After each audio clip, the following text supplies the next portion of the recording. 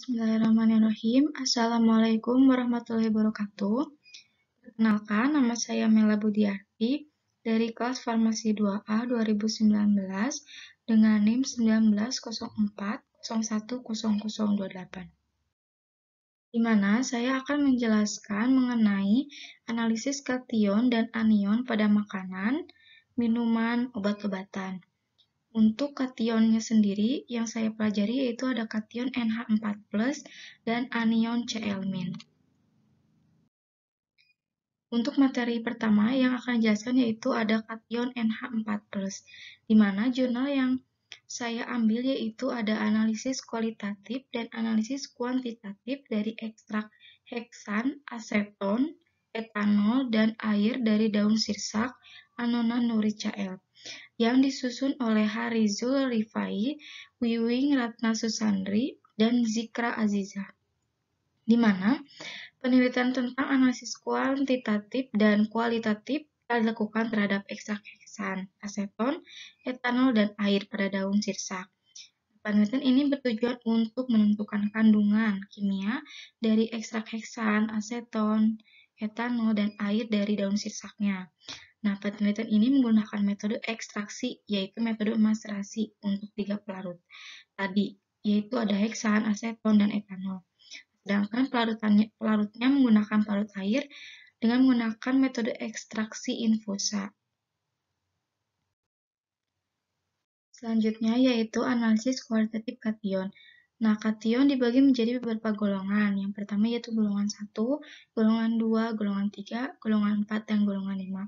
Di mana dalam golongan 5 di sini ada NH4+. Nah, di mana kation golongan 5 NH+ ini yang akan dijelaskan. Nah, di sini kan tadi udah jelas ya, di sini yang anion yang kita digunakan. Nah, kation NH+ itu reagen yang sering digunakannya itu ada asam klorida, hidrogen sulfida, amonium sulfida, dan amonium karbonat. Nah, di mana kation amonium yaitu ion poliatomik yang bermuatan positif dengan rumus kimia NH+. Nah, ia terbentuk melalui protonasi amonium yaitu NH3.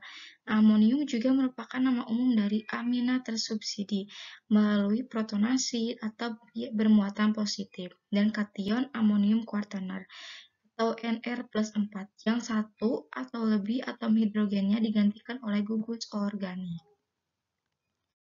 Selanjutnya, saya akan menjelaskan mengenai fungsi dari heksan, aseton, etanol, dan air. Nah, di mana heksan sendiri di sini berfungsi sebagai pelarut karena sifat heksan sendiri yang nonpolar, dan aseton juga sebagai pelarut karena aseton itu dapat larut dalam hidrofilik dan komponen lipofilik sehingga dapat memudahkan untuk melarutkan ekstrak. Nah, sedangkan etanol juga sebagai pelarut. Nah, kenapa disebut sebagai pelarut? Karena dapat melarutkan senyawa. Nah, air di sini yaitu berfungsi untuk melarutkan daun sirsaknya sebagai simplicia atau infusa dengan aktivitas antimikrobanya. Nah, selanjutnya yaitu sirsak sering disebut dengan Annona Nuri Cl. Nah, sedangkan daun sirsak memiliki senyawa-senyawa metabolit sekunder. Nah, pelarut yang digunakan yaitu etanol. Tadi ada ya pelarutnya yaitu menggunakan etanol. Selanjutnya, untuk penentuan kadar flavonoid, ekstrak etanol dan ekstrak N-heksana daun sirsak, analisis senyawa menggunakan spektrofotometri UV-Vis. Selanjutnya yaitu ada metode.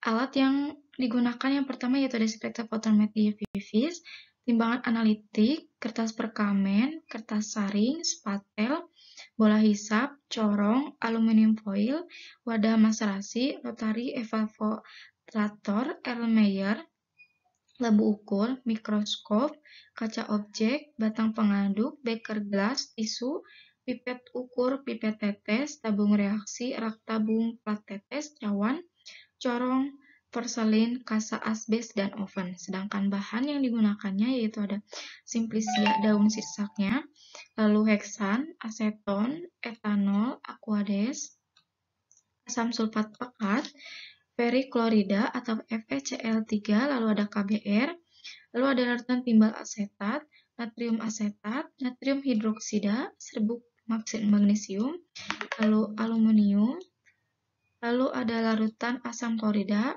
asetat anhidrat, kalium permanganat, amoniak atau NH4, metanol, kloroprom, lalu ada kuarsetin dan etil asetat.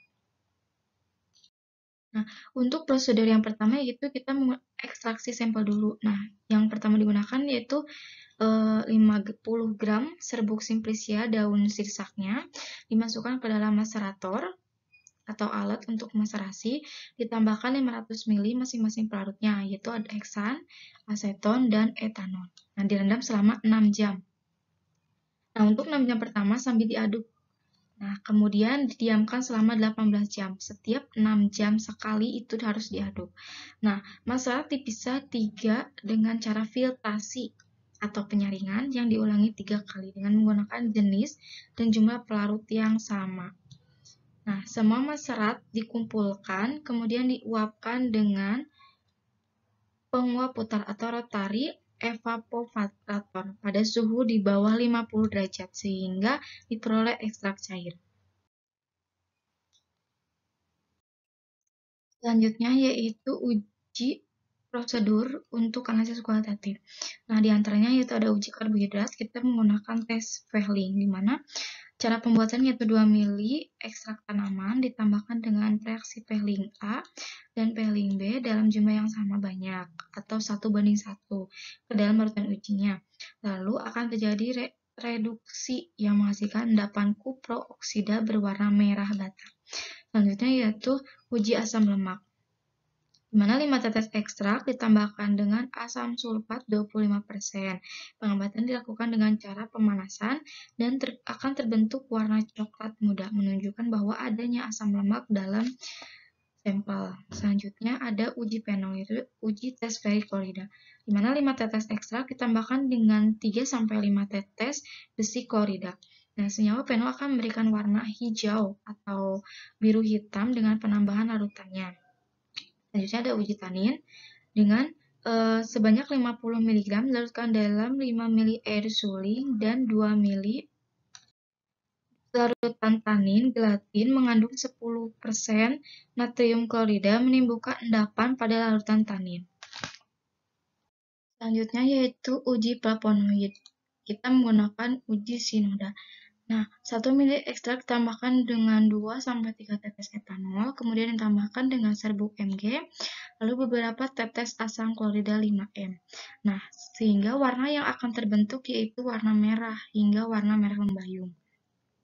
Sehingga dapat menandakan bahwa senyawa flavonoid terdapat pada sampel. Nah, selanjutnya ada uji alkaloid, yaitu ada tes Mayer. Nah, ekstrak ditambahkan dengan reagen Mayer sehingga akan terbentuk dengan endapan warna krem putih.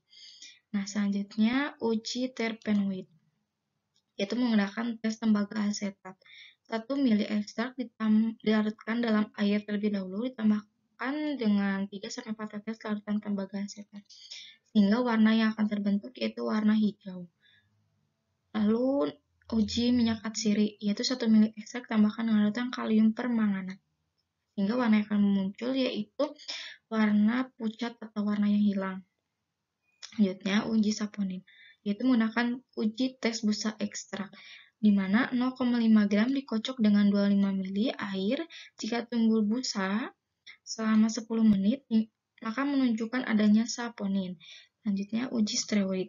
Nah, identifikasi steroid dapat dilakukan dengan cara reaksi warna, yaitu 5 tetes ekstrak, kemudian lihat lapisan kloropom yang diperoleh pada plat tetes, lalu dikeringkan dan dilihat jadi terbentuknya warna biru pada plat tetes. Selanjutnya yaitu pembahasan. Nah, tadi kan dilakukan proses maserasi. Nah, maserasi di sini menggunakan 3 sampel, yaitu ada heksan, etanol, dan aseton. Nah, tujuannya apa sih penelitian ini? Itu untuk menentukan kandungan dari ekstrak heksan, aseton, etanol, dan air pada daun sirsak dan menentukan kadar kandungan kimia dari masing-masing ekstrak heksan, etanol, aseton, dan air pada daun sirsak. Nah, maserasi ini dilakukan selama 3 hari dengan 3 kali pengulangan. Maserat diuapkan dengan rotary evaporator. Nah, untuk penentuan kandungan kimia pada analisis kualitatif pada ekstrak heksan, etanol, air, dan aseton yaitu menggunakan 10 uji fitokimia. Di antaranya yaitu ada uji karbohidrat, asam lemak, fenol, tanin, flavonoid, alkaloid, minyak atsiri, saponin, terpenoid, dan steroid. Di mana percobaan yang dilakukan hanya 2 yang menunjukkan hasil positif, yaitu ekstrak etanol dan air. Nah, ekstrak etanol dan ekstrak air. Nih, ini positif. Ini positif. Nah, sedangkan pada ekstrak heksan dan aseton tidak memberikan reaksi saat penambahan reagen mayor. Selanjutnya, nah tadi kan tabelnya ya. Nah, untuk uji karbohidrat, ekstrak tidak menunjukkan reaksi dengan penambahan pailing A dan B. Reaksi kimia tidak terjadi. Reduksi yang membuat terbentuknya endapan oksida yang berwarna merah bata. Karbohidratnya negatif, negatif, negatif, dan negatif. Untuk uji asam lemak, reaksi kimia yang terjadi juga tidak memberikan hasil yang bagus karena ekstrak hanya bereaksi dengan asam sulfat saja. Pada ekstrak aseton saja, yaitu pada ekstrak aseton menunjukkan warna coklat muda dan tidak bereaksi pada etanol dan heksan dan air. Nah, bisa dilihat ya hasilnya positif pada ekstrak aseton. Selanjutnya uji fenol. Uji fenol dan tanin menggunakan reaksi yang sama, yaitu besi klorida yang mana hasilnya menunjukkan warna endapan biru hitam. Pada percobaan yang dilakukan tidak menunjukkan hasil endapan biru hitam pada semua ekstrak sehingga hasil fenol dan tanin diperoleh yaitu negatif. Nah, fenol dan tanin sama ya, hasilnya negatif semua. Nah, untuk uji flavonoid menunjukkan reaksi yang terjadi antara ekstrak dan reaksi, yaitu ekstrak etanol dan ekstrak air yang dapat bereaksi pada penambahan etanol. Nah, serbuk Mg dan asam klorida 5M yang menunjukkan terbentuknya warna merah hingga merah lembayung, tetapi tidak pada ekstrak heksan dan aseton. Nah, ya positif hasilnya pada uji flavonoid menggunakan ekstrak etanol dan ekstrak air. Selanjutnya, uji alkaloid juga menunjukkan hasil yang sama dengan uji flavonoid. Sama hasilnya, yaitu positif pada ekstrak etanol dan ekstrak air. Selanjutnya yaitu minyak atsiri. Nah, minyak atsiri di sini hasilnya negatif. Kenapa negatif? Karena minyak atsiri di sini tidak menghasilkan kalium pemanganat. Begitupun selanjutnya untuk saponin, terpenoid, dan steroid juga tidak bereaksi dengan ekstrak heksan, ekstrak aseton, ekstrak etanol, dan ekstrak air. Selanjutnya, penetapan kadar alkaloidnya. Total dari ekstrak etanol, daun sirsak menggunakan metode gravimetri, yaitu suatu metode analisis yang didasarkan pada pengukuran berat yang melibatkan pembentukan, pengukuran berat, ataupun isolasi dari suatu endapan. Nah, alkaloid memiliki sifat basa dari atom nitrogen penyusunnya. Garam alkaloid ini kemudian diekstraksi dengan pelarut organik yang sesuai. Nah, garam-garam alkaloid lebih mudah larut dalam pelarut yang polar. Nah, penentuan kadar alkaloid dari ekstrak etanol dan air dilakukan dengan cara memipet ekstrak sebanyak 20 ml, kemudian saring menggunakan 100 ml metanol P dan 10 ml amoniak. Lalu panaskan di atas panas air selama 30 menit, saring kemudian ulangi 2 kali penyaringan menggunakan jenis dan jumlah pelarut yang sama. Lalu tambahkan 50 ml asam klorida 1N pada kumpulan filtrat, lalu uapkan hingga volumenya kurang lebih 25 ml. Nah, saring ke dalam corong pisah, basahkan filtrat dengan amoniak P sampai pH 10. Sari 3 kali dengan 25 korong P. Lalu, amoniaknya ditambahkan bertujuan untuk melepaskan ikatan alkaloidnya dengan asamnya sehingga alkaloid kembali berada dalam kondisi yang bebas. Nah, akan terbentuk dua lapisan, yaitu lapisan asam dan lapisan kloroprom. Kumpulkan dan uapkan fase kloroprom pada suhu 50 derajat Celcius, kemudian keringkan pada suhu 100 hingga bobol tetap. Nah, amonia P ini akan bereaksi dengan asam klorida yang membentuk garam yang larut dalam air, sedangkan alkaloid kembali dalam membentuk basa dan tidak terlarut dalam air, tetapi mudah larut dalam kloroprom.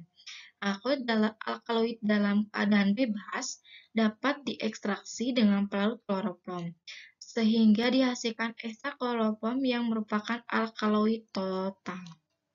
Selanjutnya, nah berikut contoh reaksi ya yang tadi. Nah, reaksi NH4+ direaksikan dengan OH, yaitu menghasilkan NH3 plus H2O, tetapi tidak menghasilkan endapan atau perubahan warna sehingga tidak berwarna ya untuk reaksinya. Selanjutnya yaitu, nah, yang ini CH3CONH4 atau amonium asetat, yaitu reaksi antara amoniak dan ion asetat. Selanjutnya, NH4 direaksikan dengan H2O atau air akan melakukan reaksi bolak-balik ya, NH4, OH, dan H+. Dan selanjutnya yaitu CH3COO- direaksikan dengan H2O sama akan melakukan reaksi bolak-balik CH3COOH plus OH-. Nah, berikut adalah lampiran jurnal yang saya ambil untuk kation NH4+. Nah, selanjutnya kesimpulan. Untuk kesimpulan, hasil uji kandungan kimia dari analisis kualitatif tidak menunjukkan hasil positif pada ekstrak heksan, sedangkan pada ekstrak aseton terdapat hasil positif pada uji asam lemak dan ekstrak etanol, dan air mendapatkan hasil yang sama yaitu positif pada flavonoid dan alkaloid. Nah, kation golongan 5 tidak bereaksi dengan HCl, hidrogen sulfida, amonium sulfida. Kation golongan 5 merupakan kation sisa. Nah, kation yang diuji di sini yaitu ada kation NH4+. Di sini reaksinya sama ya, seperti yang tadi. Selanjutnya yaitu mengenai analisis anion C-L-. Nah, jurnal yang saya ambil yaitu analisis kandungan klorin pada beras yang beredar di pasar tradisional Makassar dengan metode argentometri Volhard yang disusun oleh Siti Aminah, Ismail Marzuki, dan Asmi Rashid. Nah, senyawa klorin di sini berfungsi untuk memutihkan dan mengkilapkan material seperti beras dan biji-bijian. Penggunaan klorin dalam produksi beras melalui penggilingan memungkinkan dilakukan untuk tujuan pemutihan dan pengkilapan permukaan. Meskipun demikian, penggunaan klorin pada bahan pangan seperti beras tidak dipergunakan karena berpotensi mengganggu dan merusak usus, lambung, dan organ pencernaan lainnya, termasuk berpotensi memicu kanker hati dan ginjal. Tujuan untuk mengetahui keberadaan kadar klorin yang dihitung sebagai asam hipoklorin dengan metode argentometri Volhard. Pengujian dilakukan 8 sampel beras yang diambil dari beberapa pasar di Makassar dengan teknik proportive sampling dengan metode kualitatif dan kuantitatif. Nah, analisis kualitatif klorin dilakukan menggunakan larutan kalium iodida, asam klorida, dan amilum. Hasil dinyatakan positif. Terbentuknya warna biru pada larutan uji menunjukkan bahwa sampel ini mengandung klorin. Selanjutnya yaitu anion C-L-. Nah, anion C-L di sini terbagi menjadi 3 golongan, yaitu golongan sulfat, golongan halida, dan golongan nitrit, di mana C-L yaitu termasuk ke dalam golongan halida. Nah, golongan halida atau halida adalah senyawa biner, di mana salah satu bagiannya adalah salah satu atom halogen, dan bagian lainnya adalah elemen lainnya atau radikal yang mempunyai tingkat keelektronegatifan lebih kecil daripada atom halogen untuk membentuk senyawa fluorida, klorida, bromida, iodida, dan astantin. Kebanyakan garam merupakan halida. Semua logam pada elemen grup 1 akan membentuk halida yang membentuk padatan putih dalam suhu ruangan. Nah, untuk reaksi yang mungkin terjadi yaitu antara NaCl dan H2SO4 yang membentuk NaHSO4 plus HCl. Selanjutnya, yaitu beras merupakan bahan makanan pokok bagi sebagian besar rakyat Indonesia dan penduduk daerah tropik. Nah, kandungan beras terdiri atas bagian gabah yang diperoleh setelah penggilingan yang kemudian disebut beras giling. Nah, beras giling di sini mengandung 78% karbohidrat dan 7% protein. Sebagian besar karbohidrat dalam beras adalah pati sebanyak 85-90% dari beras kering. Sebagian kecil mengandung pentosan yaitu sebanyak 2,0-2,5% dan gula sebanyak 0,6-1,4%. Nah, secara ilmiah, klorin sendiri merupakan bahan kimia yang berfungsi sebagai disinfektan atau pembunuh kuman. Zat kimia ini bersifat racun bagi tubuh dan dalam perdagangan internasional disimbolkan dengan lambang tengkorak. Nah, penggunaan klorin adalah bagian dari praktik curang sejumlah pedagang beras dalam upaya menaikkan harganya. Nah, warna beras berbeda-beda karena adanya perbedaan genetik. Akibat perbedaan gen ini yang mengatur warna aleuron, warna endospermia, dan komposisi pati pada endospermia. Nah, warna beras yang umum dikembangkan di Indonesia terdiri atas beras biasa, beras merah, dan beras hitam. Di mana beras biasa ini berwarna putih agak transparan karena memiliki sedikit aleuron dan kandungan amilosa umum sekitar 20%.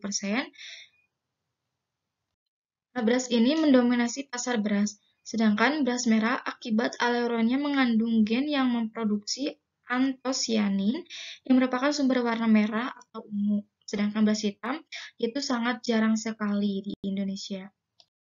Selanjutnya yaitu ada metode alat-alat yang digunakan yaitu ada batang pengaduk, blender, cawan porselin, seperangkat alat gelas, mikro, uret, sendok tanduk, termometer, dan timbangan analitik. Sedangkan bahan yang digunakan yaitu ada aqueous destilasi atau aqueous, ada asam klorida, asam nitrat, sampel beras, feri-amonium sulfat atau FeCl3, kalium iodida, kalium kromat, tiosianat, lalu larutan kanji atau amilum, lalu natrium klorida, nitrobenzen, perak nitrat atau AgNO3.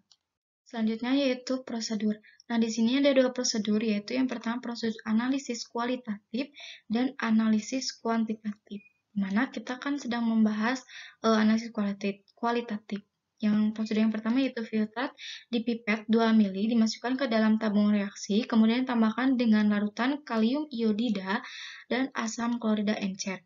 Kemudian tambahkan dengan larutan kanji. Jika terbentuk warna biru, maka sudah jelas berarti menghasilkan positif karena mengandung klorin. Sedangkan analisis kuantitatif dilakukan yang pertama yaitu membuat larutan bakunya terlebih dahulu yaitu AgNO3 0,02N, lalu ditambahkan dengan larutan baku KCNS 0,02N. Selanjutnya dibakukan. Lalu untuk penentuan kadar klorinnya dilakukan menimbang dulu sebanyak 5 gram beras, lalu dimasukkan ke dalam gelas piala, ditambahkan dengan 15 ml aqueous, diaduk, lalu didiamkan selama 10 menit, dan disaring ke dalam Erlenmeyer 250 ml. Lalu residu ditambahkan dengan aqueous 15 ml, diaduk, lalu didiamkan selama 10 menit, lalu disaring ke dalam Erlenmeyer 250 ml yang telah berisi filtrat yang pertama tadi. Lalu filter lalu tambahkan 3 ml HNO3 6N, kemudian tambahkan dengan AgNO3 standar, lalu dimasukkan ke dalam buret sebanyak 5 ml, tambahkan dengan 3 ml nitrobenzen, dikocok kuat dengan sampai menghasilkan endapan, lalu tambahkan 1 ml indikator besi. Larutan tersebut dititrasi dengan perak nitrat yang tersisa dengan larutan KSCN 0,2N, lalu standarisasi sampai berwarna kemerahan yang permanen. Selanjutnya itu ada hasil dan pembahasan. Nah, untuk hasil analisisnya kita menggunakan 8 sampel, di mana terdapat 3 sampel yang hasilnya positif, yaitu ada di sampel A, sampel E, dan sampel H. Nah, di mana Konsumsi beras dalam bentuk nasi merupakan kebutuhan pokok yang tidak dapat dipungkiri. Keterikatan pada beras sebagai bahan pokok dikarenakan pengolahannya yang mudah dan cepat, serta memberikan kenikmatan pada saat menyantapnya, dan aman dari segi kesehatan karena nasi yang dikonsumsi dapat terserap oleh tubuh lebih cepat karena mengandung amilum lebih tinggi, sedangkan kadar amilopektinnya lebih rendah. Namun, keamanan ini terusik oleh adanya isu keberadaan bahan klorin berbahaya pada beras. Meskipun pemerintah telah melarang penggunaan klorin atau zat kimia berbahaya pada proses penggilingan padi, huller, dan penyusuan beras, di mana termuatkan pada Peraturan Menteri Pertanian Nomor 32 Permentan OT titik 140 3 2007. Selanjutnya, analisis kuantitatif yang tadi ya terhadap 3 sampel yang dinyatakan positif mengandung klorin. Selanjutnya dilakukan analisis kuantitatif. Nah, setelah dilakukan analisis kualitatif, lalu dilakukan analisis kuantitatifnya. Nah, kadar klorin dalam sampel yang ditentukan berdasarkan volume titran nitrat yang tersisa dititrasi dengan larutan KSCN 0,02N standar sampai larutan tepat berwarna kemerahan yang permanen. Lalu diamati volume kalium tiosianat yang digunakan, kemudian dihitung kadar klorinnya, yaitu sebagai asam hipoklorin pada masing-masing sampel berdasarkan reaksinya. Nah, berikut reaksinya, yaitu 3ClO- plus 2Ag plus akan menghasilkan ClO3- plus 2AgCl. Nah, ini akan membentuk endapan AgCl. Lalu 3 mol ClO-, 2 mol Ag plus, 2 mol AgCl. Selanjutnya, berikut lampiran jurnal yang saya ambil untuk anion Cl-. Nah, kesimpulan. Berdasarkan hasil penelitian analisis klorin 8 sampel beras yang beredar di pasar tradisional Kota Makassar, disimpulkan bahwa 3 dari 8 sampel beras AEH positif mengandung klorin. Nah, kadar klorin rata-rata pada 3 sampel dihitung sebagai asam hipoklorit, yaitu sampel A kadar 28,85 ppm, sampel E kadarnya 34,13 ppm, dan sampel H kadarnya 28,84 ppm. Ketiga jenis macam sampel beras tersebut tidak layak edar di masyarakat dan hendaknya ditarik oleh pihak yang berwenang. Nah, anion yang dijelaskan yaitu anion klorida atau Cl-. Nah, untuk reaksinya tadi sama, yaitu NaCl plus H2SO4 menghasilkan NaHSO4 plus HCl. Sekian presentasi dan pemaparan untuk penjelasan analisis kation dan anion. Sekian, wassalamualaikum warahmatullahi wabarakatuh.